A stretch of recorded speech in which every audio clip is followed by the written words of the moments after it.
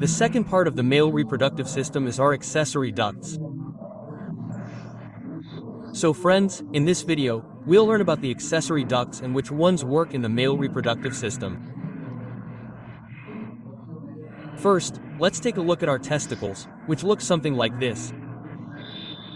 And what do the testicles do? They produce sperm. Sperm are produced inside these testicles, right? So, what do the accessory ducts do? Where do they transport the sperm produced in the testicles from the testicles? They transport them to the male reproductive organs, right? Which is the male reproductive organ? The male reproductive organ is the penis, right? The male reproductive organ is our penis, right? So, what is the one that delivers sperm to the penis? The accessory ducts. How do the sperm produced in the testicles reach the penis? Right? Now look at the function of the penis. One more function of the penis is that the urine in our urinary bladder is expelled from our body through the urethra, through the penis. Okay? So, you have to keep this in mind, brother. Whatever urine we have in our urinary bladder is our urinary bladder. Through which does all the urine in it come out? It also comes out through our penis. Okay?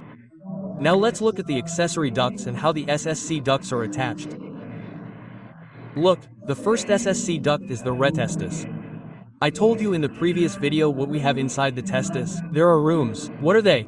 There are small rooms which we call testicular lobules. What do we call them? Testicular lobules. Okay? Now, the thing that connects these chambers is our Rete Testis.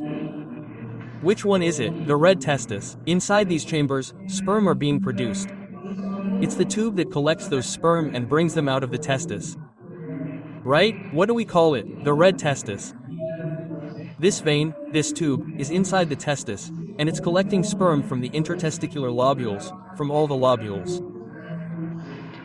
We call it the Rete Testis. Right? So, this one inside is our Rete Testis. Next comes our Vasa Efferentia. Right? Now, look, inside the testis is the Rete Testis. As soon as the tube comes out of the testis and works to expel the sperm, what is it? Our Vasa Efferentia. This tube is directly connected to the Rete Testis, and what does it do? It expels the sperm, right? That's our Vasa Efferentia. Now, above the testis, there's a pouch-like structure. Inside this pouch-like structure, there's our epididymis. What is this pouch-like structure? The epididymis. Inside it, there are tubes, which are the epididymis.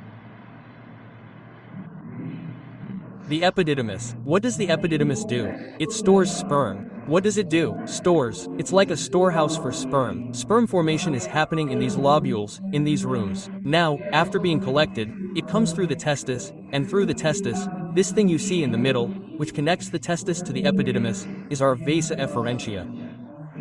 Which Vasa Efferentia? The Vasa Efferentia connects the testis to the epididymis. And what does the epididymis do? It will store the sperm that have formed here. Right?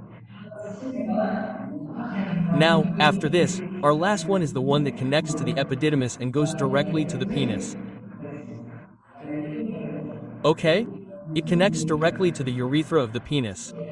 We call it the Vas Deferens. What do they call it? The Vas Deferens. So, the Vas Deferens is the longest, okay? And it directly connects to what?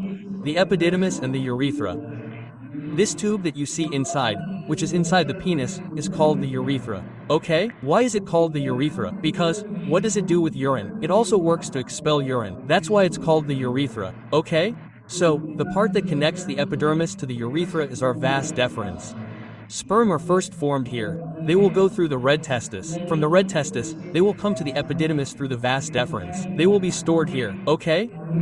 Now, whenever the male is involved in sexual activity, the semen will be released from the epididymis and injected into the female's body through the Vas Deferens, through the urethra, and through the penis. Okay? So, these are our accessory ducts. In this diagram, I've explained the accessory ducts very thoroughly. Now, there will be no confusion. In the upcoming video, I'll tell you about the accessory glands. Now, since the Vas Deferens has reached this point, what happens next? There are some glands in the Vas Deferens that perform their own secretory functions. I'll explain those glands in the next video, explaining what they secrete.